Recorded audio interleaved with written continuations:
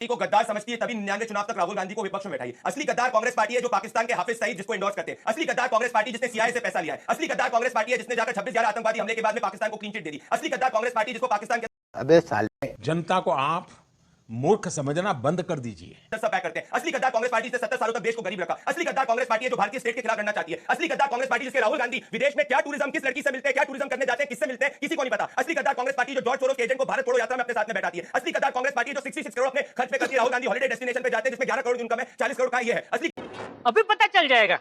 2 minute. तू तो गया बेटे। देश प्रेमी व्यक्ति वो होता है जो हिंदू मुसलमान नहीं करता। देश प्रेमी व्यक्ति वो होता है जो ट्रंप के कहने से सीज फायर नहीं करता। देश प्रेमी व्यक्ति वो होता है जो यूएस से ऐसी ट्रेड डील करे जिससे पूरी तरह से किसान हमारा बर्बाद हो जाए। देश प्रेमी व्यक्ति वो होता है जो नीट के पेपर लगातार 3 साल से आउट हो रहे हैं, एक शब्द मुंह से नहीं निकलता है, लेकिन मेलोडी खेल रहे हैं वो। मुझे लगता है कि देश प्रेम और देश भक्ति में क्या फर्क है बीजेपी वालों को पता ही नहीं है, क्योंकि पूरी लाइफ तो इनके संस्कार वही रहे हैं मुखबरी के, तो इनको देशभक्ति क्या होती है वो नहीं पता है। ये वही प्रधानमंत्री हैं जो जिनको जितने नेताओं को भ्रष्टाचारी बताते हैं उनको सबको मुख्यमंत्री मंत्री सब बना देते हैं।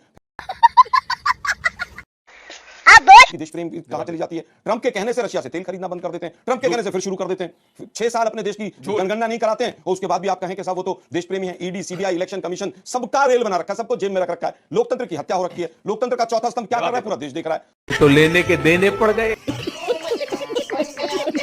दोस्तों वीडियो क्लिप देख के पता चल ही गया होगा कि वीडियो कैसा होने वाला है। आज के डिबेट वीडियो में कांग्रेस प्रवक्ता अजय आलोक ने बीजेपी यानी कि भारतीय झूठा पार्टी के प्रवक्ता प्रदीप भंडारी की जबरदस्त धुलाई करने वाला है। दोस्तों सभी को पता ही होगा कि देश की बर्बादी में भाजपा का सबसे बड़ा हाथ है, चाहे वो पेपर लीक हो, हिंदू मुस्लिम हो, महंगाई हो या फिर देश की अर्थव्यवस्था को चौपट करना हो, इसका श्रेय केवल और केवल भाजपा को ही जाता है। तो इन्हीं सब मुद्दों को लेकर अजय आलोक ने भाजपाइयों की बैंड बजा दी है। तो वीडियो बहुत ही मजेदार होने वाला है, लास्ट तक बने रहना। तो आइए वीडियो को करते हैं स्टार्ट।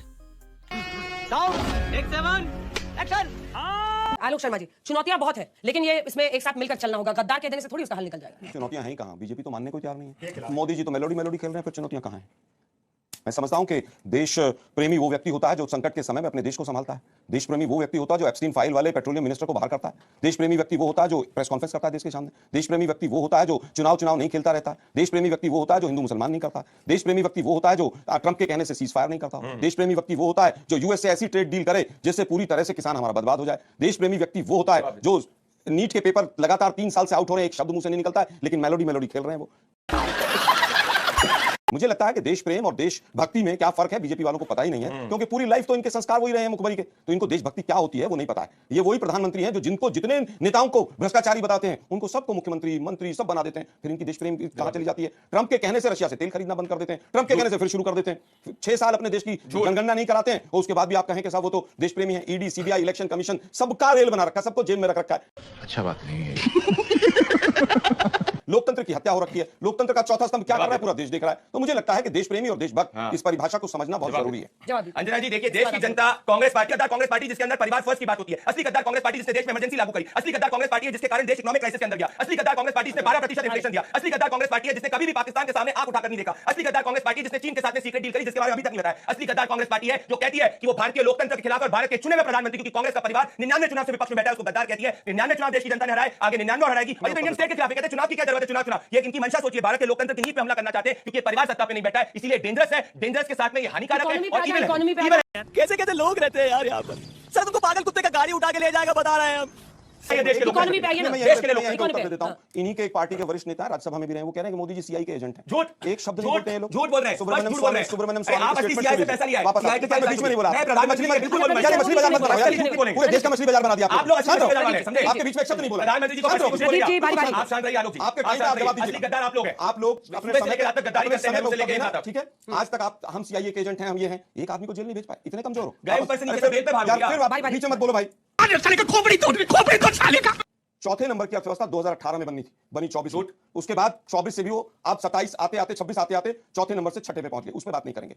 एक्सपोर्ट चाइना से लगातार लगभग 9 गुना बढ़ गया। बैलेंस ऑफ पेमेंट लगातार घाटे में चल रहा है। हम देशद्रोही थे, हम गद्दार थे, हम 56 रुपए में पेट्रोल डीजल दे रहे थे, आज ये सैकड़ा पार करके जा रहा है। लेकिन मोदी जी है तो मुमकिन है। दुर्भाग्य यह है कि विदेश नीति को अपनी मित्र नीति बना दिया। विदेश नीति को इन्होंने पूरी तरह से अपनी छवि कैसे चमकाई जाए उस नीति पे कन्वर्ट कर दिया। अर्थनीति का पूरी तरह से बेड़ा गर्क कर दिया। और दिक्कत यह है, जितनी योजनाएं चलाई, वो नोटबंदी हो, जनधन हो, पीएम इंटर्नशिप हो, मुद्रा लोन हो, मेक इन इंडिया हो, सब बड़े बड़े व्यापारियों के लिए थी। उसका जनता को कोई फायदा नहीं हुआ। 2017 से लेकर आज तक एक भी मीट्रिक टन स्टोरेज पेट्रोल और डीजल की नहीं बढ़ाई, एक रिफाइनरी नहीं बनाई, एक का उद्घाटन करने जा रहे थे उसमें भी आग लग गई। और उसके बाद कहते हैं कि मैं तो साहब बहुत काम कर रहा हूं। 2 लाख करोड़ विनिवेश हुआ है, डिसइन्वेस्टमेंट पिछले 2 महीने में, चिल्लाने से कुछ नहीं होगा। अरे बाप रे, ये तो धोती खोल रहा है। यही नहीं, अभी और सुनिए। लोग आज कह रहे हैं कि हमारा फीस कैसे जाएगी बच्चों की। ये केवल महंगाई तक सीमित नहीं है, अंजना जी, केवल महंगाई तक सीमित नहीं है मामला। इसको चिल्लाने से या कांग्रेस को कोसने से कुछ नहीं होगा। मैं कह रहा हूं कि आने वाले दिन कहीं भुखमरी की तरफ तो नहीं बढ़ेंगे। आज 5 किलो राशन आप दे रहे हैं, अरे भाई चिताएंगे। ये इनकी मंशा है। देश के प्रधानमंत्री ने 4 दिन पहले यही बोला है, जो मैंने बोला, देश के प्रधानमंत्री ने बोला, देश के प्रधानमंत्री ने कहा है कि पूरे वर्ल्ड में इस तरह की खाद्यान्न की समस्या है। मुझे लगता है कि देश के प्रधानमंत्री मानना ही नहीं चाहते। शतक लगने वाला है, लेकिन मैं बहुत अच्छा हूं, मैं किसी के बारे में कोई बात नहीं करूंगा। दुर्भाग्य यह है कि आप वर्क फ्रॉम होम की बात करते हैं। क्या किसी ने कोई एनालिसिस किया? 1 से 2% लोग ऐसे हैं जो वर्क फ्रॉम होम कर सकते हैं, उसके अलावा कर ही नहीं सकते। क्या ड्राइवर करेंगे, क्या कंस्ट्रक्शन वर्कर करेंगे, क्या एग्रीकल्चर फार्मर करेंगे? मैं किसी की बात नहीं सुनूंगी। 1978 में सीए से पैसा लेने वाली ये गद्दार कांग्रेस इकोनॉमी, गद्दार कांग्रेस इकोनॉमी 70 सालों में 70 सालों में अरे कपड़े बनने वाले बिजनेस बन जाते जाके पढ़ो। एक व्यक्ति को अरे भैया सुनो, सबसे ज्यादा 50% लोगों को 70 सालों में जब देश आजाद हुआ था, देश की अर्थव्यवस्था चाइना से ऊपर थी। नेहरू, इंदिरा, राजीव ने जाकर ऐसा बंटाधार कर दिया कि देश में 15% महंगाई कर दी। नेहरू, राजीव, इंदिरा, मनमोहन, सोनिया ने ऐसा बंटाधार कर दिया कि देश में 15% हाँ बेटा, लगता है तुम खा के मानोगे। देश में नेपाल जैसे हालात नहीं हो रहे। ये चाहिए कि देश की आपका अहंकार आपको ऐसा लगेगा, दुनिया में चुनाव बनाए, देश की जनता को ऐसा बनाएगी। अरे अच्छा हो गया, जनता को ऐसा बनाएगी। अरे अच्छा हो गया, तो लेने के देने पड़ गए। जलन क्यों हो रही है? इटली के साथ इटली हो रही है। राहुल जाके जॉर्ज सोरोस करें, ये दिक्कत है। राहुल जॉर्ज सोरोस करें, दिक्कत है। आप भी खा लो एक मेलोडी, क्या पता आपका भला हो जाए। पूरे देश आप भी खा लो एक मेलोडी, क्या पता आपका भला हो जाए। क्यों जानते हो प्रधानमंत्री को 25 को बराबर मिले, नेहरू राजीव को 0 मिला, इसलिए दिक्कत है ना। नेहरू राजीव को 0 मिला, इसलिए दिक्कत है ना। कौन है? दलाल दलाल क्यों? जलन तो स्वाभाविक होगा, विपक्ष में बैठे हैं तो जलन होने दीजिए, कोई बात नहीं। देखिए आज भारतीय अर्थव्यवस्था के बारे में जो प्रश्न उठाया जा रहा है, जी मैं तो बहुत ही शालीनता से अपनी बात रखता हूं और रखना भी चाहिए। जो प्रश्न भारतीय अर्थव्यवस्था के बारे में जो प्रश्न उठाए जा रहे हैं, मुझे लगता है उसका जवाब जो है ना, एक राजनीतिक विरोध के माध्यम से नहीं, जो अंतर्राष्ट्रीय संस्था है और तथ्यों के माध्यम से दिए जाने की आवश्यकता है। और आज जो पूरी दुनिया जिस स्थिति में है, एक बड़े बदलाव के दौर से गुजर रहा है। सबको पता है कि कोविड की महामारी हो या वैश्विक जैसे युद्ध की स्थिति अभी जो बनी हुई है, या सप्लाई चेन संकट है, या आर्थिक अस्थिरता, इन सब ने यह चीज तो साबित कर दिया है कि जो देश आर्थिक रूप से आत्मनिर्भर नहीं है, वैसे देश संकट के समय ज्यादा प्रभावित होते हैं। और इस विपरीत परिस्थिति में भी भारत अस्थिरता, विश्वास और विकास तीनों को बनाए रखा है। और उस अस्थिरता, विश्वास और विकास तीनों को बनाए रखा है। और कब हो गया ये? कब हुआ कब? उसका पूरा श्रेय मैं आपके माध्यम से आदरणीय प्रधानमंत्री जी के प्रधानमंत्री जी के प्रधानमंत्री जी के दूरदर्शी नेतृत्व को जाता है। यही भारत 2014 से पहले, आलोक जी आप भी बहुत विद्वान हैं, फ्रेजाइल 5 इकोनॉमी के रूप में जाना जाता था। आप बोलने दीजिए ना, फ्रेजाइल 5 इकोनॉमी के रूप में जाना जाता था। फ्रेजाइल 5 आज वही भारत विश्व की सबसे तेजी से बढ़ती हुई में जाना जाता है। यही भारत ग्रोथ इंजन जो है के रूप में जैसे वर्ल्ड ग्रुप में जाना जाता है। और यह सब अचानक से नहीं हुआ, यह सब अचानक से नहीं हुआ। यह प्रधानमंत्री जी की जो है दूरदृष्टा, सशक्त नीति और ईमानदारी के कारण जैसे यह सब संभव पाया। अच्छा यही भारत उपभोक्ता के रूप में जाना जाता था। यही भारत सप्लायर के रूप में जाना जाता है। यही भारत, यही अर्थव्यवस्था आप लोगों ने फाइल में बंद करके रखा था। और यही अर्थव्यवस्था प्रधानमंत्री मोदी जी ने जनता से जोड़ने का काम किया है। चुनौतियां हैं, प्रधानमंत्री चुनौतियों को मानते हैं, लेकिन आपके तरफ प्रधानमंत्री जी चुनौती पर राजनीति नहीं करते हैं, चुनौती का समाधान करने की कोशिश करते हैं। यही हम और आपके अंतर है। आप चुनौतियों पर राजनीति करना चाहते हैं और प्रधानमंत्री जी चुनौती का समाधान निकालने की कोशिश करते हैं। और जान लीजिए, मैं तो विश्वास के साथ आता हूं, प्रधानमंत्री जी के नेतृत्व में पूरा देश जो है तो सेफ है। आप लोग विपक्ष में हैं, आप लोग अदरगल बातें करते रहिए। आज आप आरोप लगा रहे हैं, प्रधानमंत्री जी उपलब्धियां गिना रहे हैं। मैंने एक बार अखबार में पढ़ा था, और जो गटर से गैस निकलता था वो पाइपलाइन से उसके अपने चाय के ठेले में ले लिया, और वो चाय बनाने के लिए उसी गैस का उपयोग करके चाय बनाता था। Simple C technology.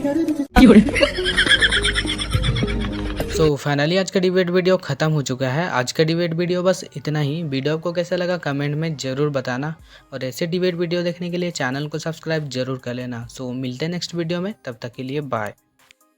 Thank you for being here. बहुत बहुत धन्यवाद।